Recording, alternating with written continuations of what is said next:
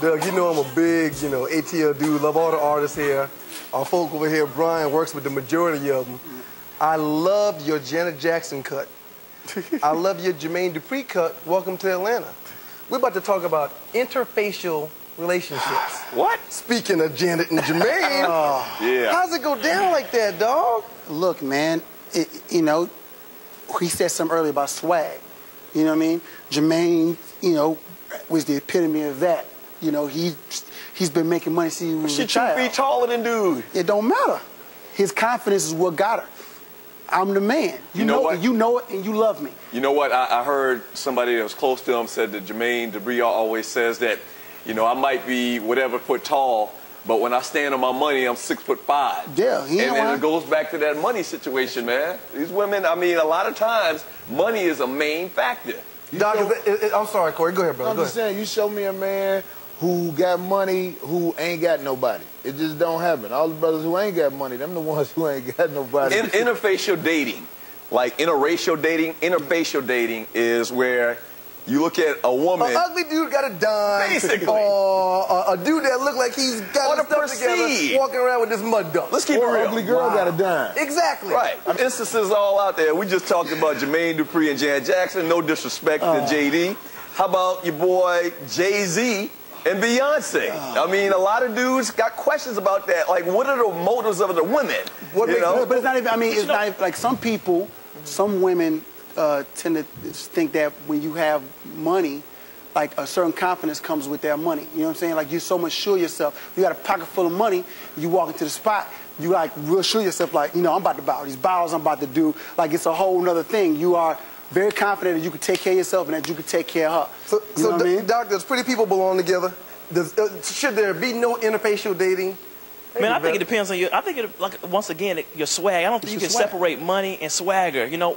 People either think about they're gonna have money, so they have swagger. You better be with me because I'm gonna be somebody. Yeah. Or when when you bank, or you feel like you're doing a great job, women are attracted to you. Yeah. Hey, I think the insecure guys, to be honest with you, I don't hate on JD. I don't hate on Exactly. I feel like if I get in the room, I'm gonna go for mine. I may not win, but I'm gonna go for it. Defeat me before I go. Believe it. I'm not gonna hate on them either. Hey, beautiful couples get beat up in nightclubs.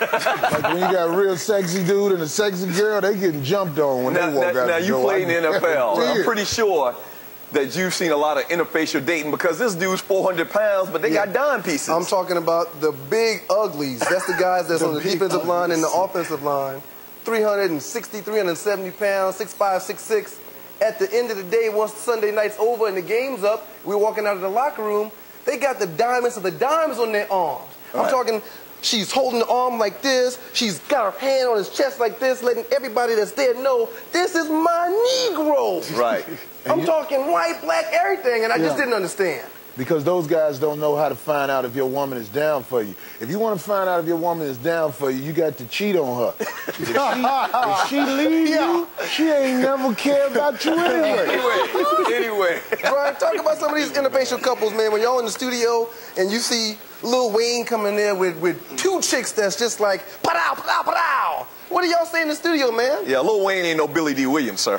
I don't say nothing. I'll let, he do what he do. I just think that what happens is you exude that confidence. You know what I'm saying? When you exude that confidence, they're gonna come. And then a lot of times you have to look at the women. You know what I'm saying? Right. A lot of times the women, the types of women they bring in, it's not necessarily a woman you would want to take home to mama. Right. You know what I'm saying? So it's a whole other thing. It's the women that ain't got nothing going for them. Right. I noticed women who got a lot going for them are picky, and I don't like that. Yes. That's why I don't hang out in corporate America. Them girls got futures. What about that? I like the confident ones, though, man. The confident ones are the ones that are secure. The insecure ones, man, no matter how good they look, man, I can't take that. I was with a young lady in L.A. She was fine. You said L.A. That's a terrible. That's all I'm gonna say. She was out there. Another woman was trying to talk to me at the bar. She came up, introduced herself. That was so sexy to me because she was like, this other woman is done compete to me. She had no insecurities. She was setting you up. Well, maybe she ain't doing nothing because it's new. It's obviously a new relationship. But if you be around a girl long enough and you talk to other women in front of her, you gonna get your car keyed up. She know I was Trust me, I know. She told me she was the best one there, so I believed it. You know, what you throw out, you know, I was like, why would I go for second when she best? Definitely first, man. She put it out there. I'm a big fan of the groupie. And I'm a bigger fan of the obvious groupie. Right. You know Explain that. And let me explain that to you. If I know you want me for my status, for my 22s, for some bling bling, then we here, we together because I want you for something too. Right. I need you for, if it's a good night, 22 minutes. That's right. If it's a bad night, 30 to 45 seconds. Let me tell you, We're on the same page. 22 minutes. a lot of men in society are, it's not even their fault. They plan to succeed.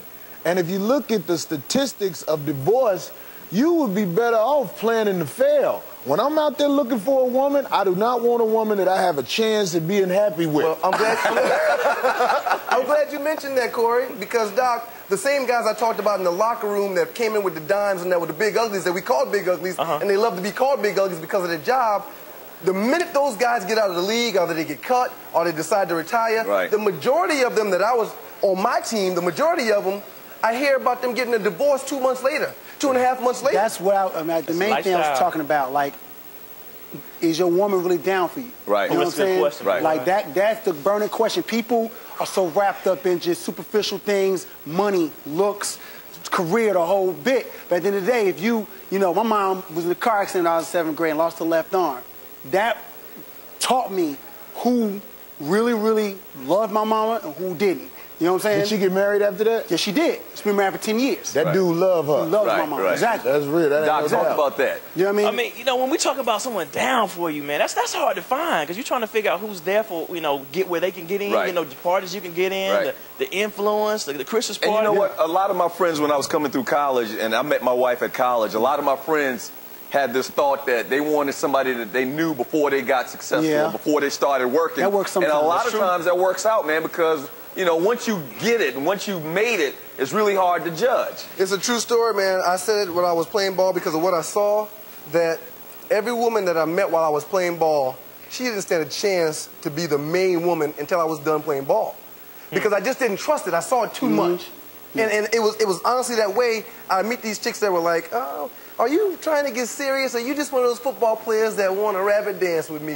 And I'd be like, look, man, I'm not getting married no time soon, or at least until this ball is over, because I don't know if you want me for me or if you want me for what I'm doing at the current time. I think women need to understand that if you down for them, you won't leave. You're going to find someone that look better. They're going to find someone that looks better than you. But if you down for them, you're like, man, she's down for me. She was down for me when I messed up, when I made dumb decisions. She was still there. I'm not leaving her. What about the flip side, man? The pretty boys, so-called pretty boys, with the bootleg, ugly, nasty girls. That goes back to what he was saying.